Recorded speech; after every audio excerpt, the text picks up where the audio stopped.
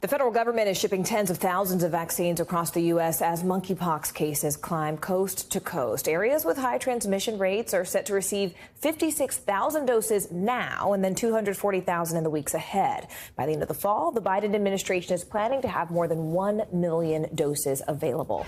NBC News medical correspondent Dr. John Torres joins me now. Dr. John, what does this urgency sort of tell us about the threat that monkeypox currently poses right now?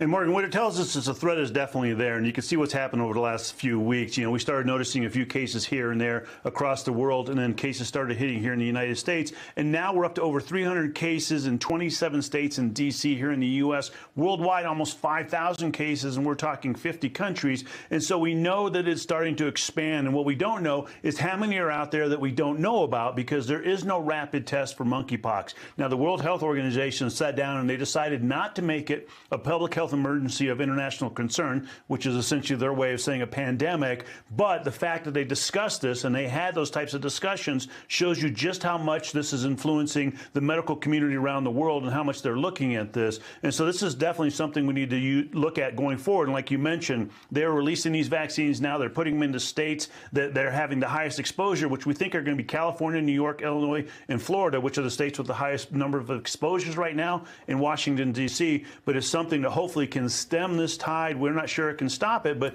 at least stem the tide and start slowing down these cases of monkeypox, Morgan. And tell us more about the vaccine, Dr. John. I mean, who should actually be getting it, and what do we need to know about it? Are there any side effects, for example?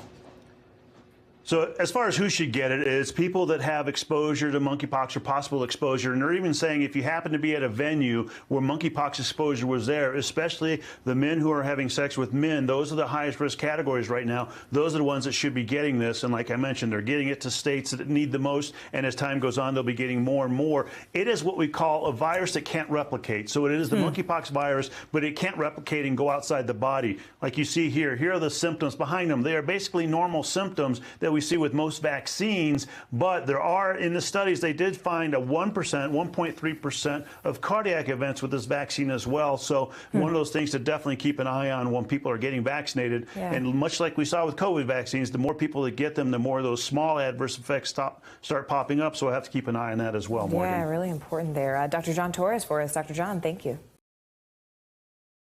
Thanks for watching our YouTube channel. Follow today's top stories and breaking news by downloading the NBC News app.